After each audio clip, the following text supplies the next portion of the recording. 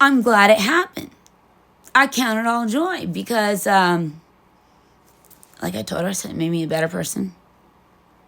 It made me not just a better person, a different person. A different person.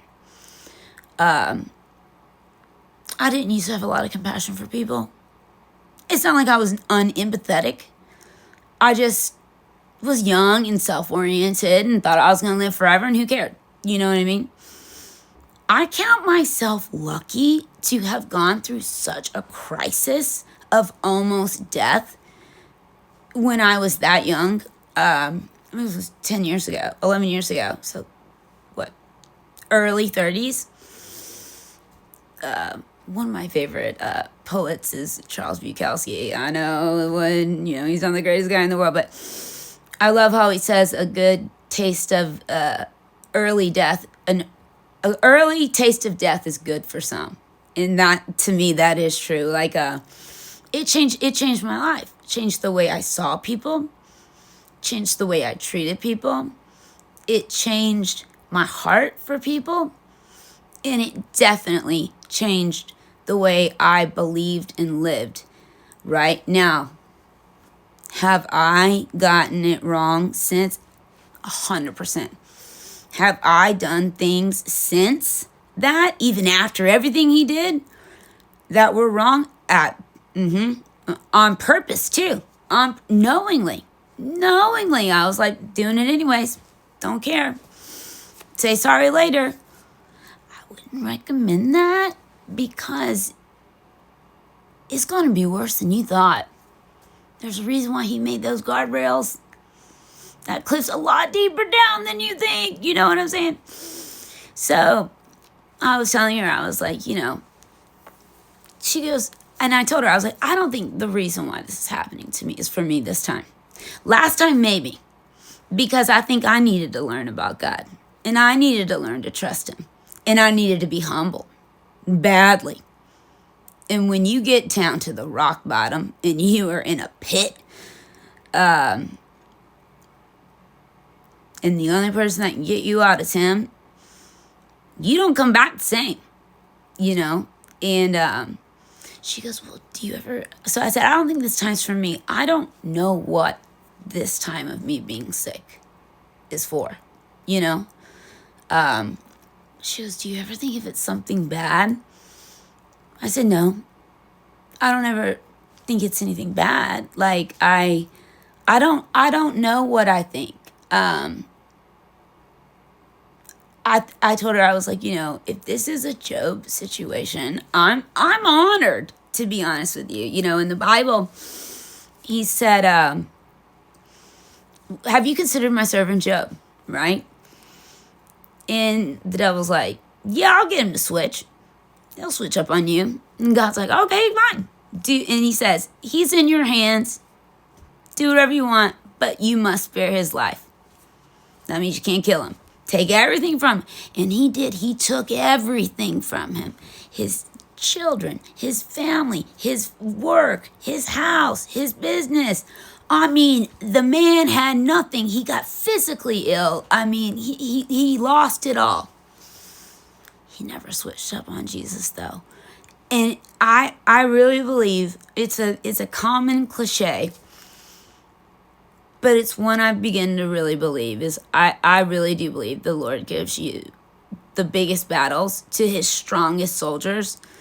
And if that's why he chose me for this mission, I'm honored. Because you know what?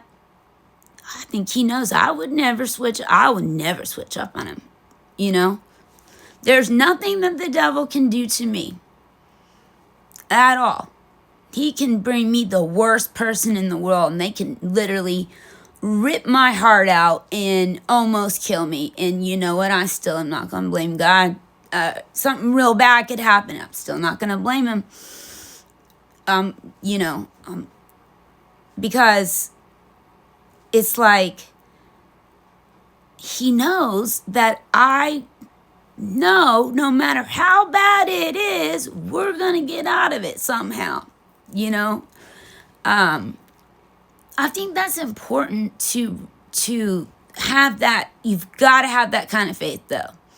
100% faith. Like, I was talking to my dad tonight. I was like, it's never crossed my mind to be scared during this whole time. Because I was telling him about my conversation. And I was like, yeah. Do you get frustrated? Sure. Is it scary in moments when you're about to die of a heart attack? Yeah, it's pretty scary. It's happened to me about 10 times in the last year. I mean, talk about having 15 seconds to make sure you know that you know that you know. You better know. Because when it comes down to the end, you got no time. It's like my dad says, there's no atheists in foxholes. And there sure ain't. So you better know. You know. But the thing is that, you know, is that I've never worried. I don't sit up all night or all day wondering what's wrong and if I'm going to live or die. I could die at any moment with this illness. I could go to sleep tonight and not wake up. Seriously, that's what's happening here. I don't get scared. It's never once crossed my mind. And that's God's grace. That's God's grace. That's the peace that passeth all understanding. Because most people would say they'd be worried, right? You know, even my parents, they get worried. And I got to tell them, don't be scared. You know, I walked in on my mom like probably a month ago. I thought she was in her room. She was in the closet. She was crying. I'm like, what's wrong? She's like, what if you have cancer or tumor? I'm like, I don't. Don't worry about it. I swear, I've done the research. It's fine.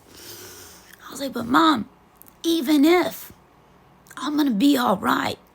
But don't be afraid. You know, he tells us so many times in the Bible. I think it's like 387 times or something like that. Don't be afraid. I am with you. You know, I will make a way. I will never leave you. I will never forsake you. You know,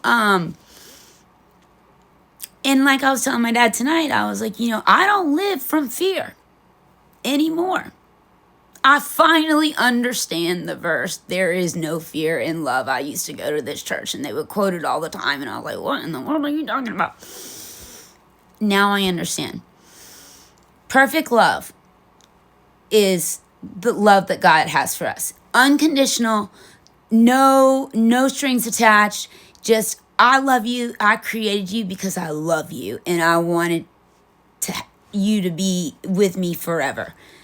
You know, that's a perfect love. He loves us despite every flaw. There's not a human on earth that does that.